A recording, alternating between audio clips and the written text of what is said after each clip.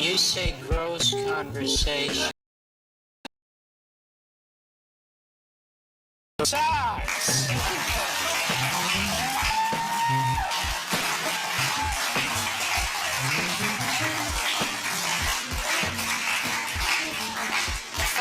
Frank, if you were starting in music in 1986, what kind of music would you get involved in? I couldn't get a contract today. Why? Because of the way the record business works. I don't have the right hair for it. I don't wear enough zippers. And the topics and the songs that I write are just pretty much out of phase with what's going on in the music business. What kind of music are you writing now? All the stuff that I'm doing now is mostly with a computer.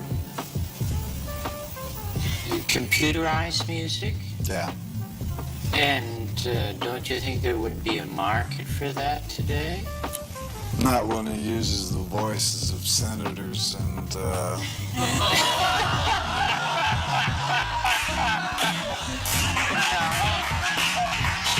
me tell you about that. I happen to think there is a market for that, but I'm checking out a nasty rumor that somebody is trying to keep that record out of stores in America. You mean you've actually already made the record? Oh, it's out, yeah. You wouldn't know it because it's awfully hard to find. It's called Frank Zappa Meets the Mothers of Prevention, but I think some people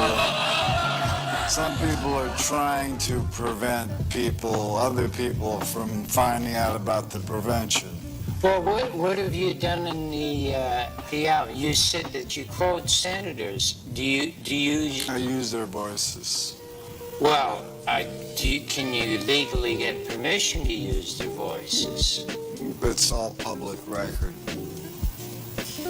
And what is the thrust of the album?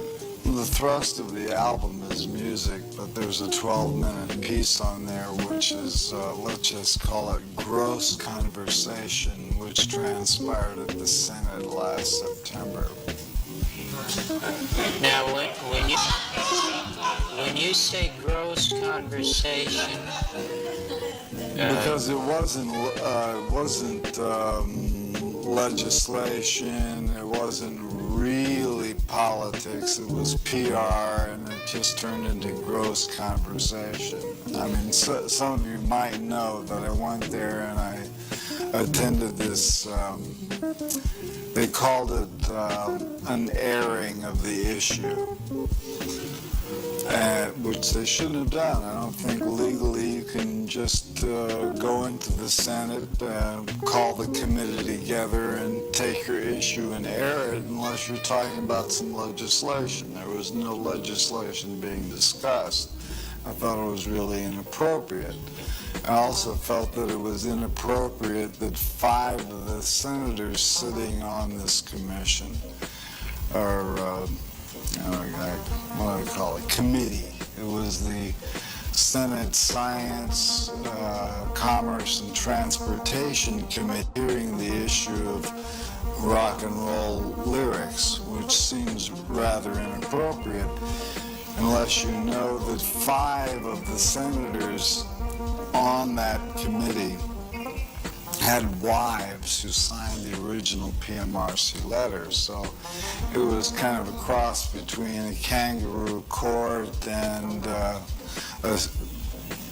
something taken completely out of context. I would like, speaking of taking out of context, I want to get back to the business of those quotes. Yeah. Now, I just have the feeling, sort of, kind of knowing you, that maybe what you did is you took some of the people who were looking to label records probably were reading before the committee lyrics that they thought might have been too sexual in nature, too scatological in nature.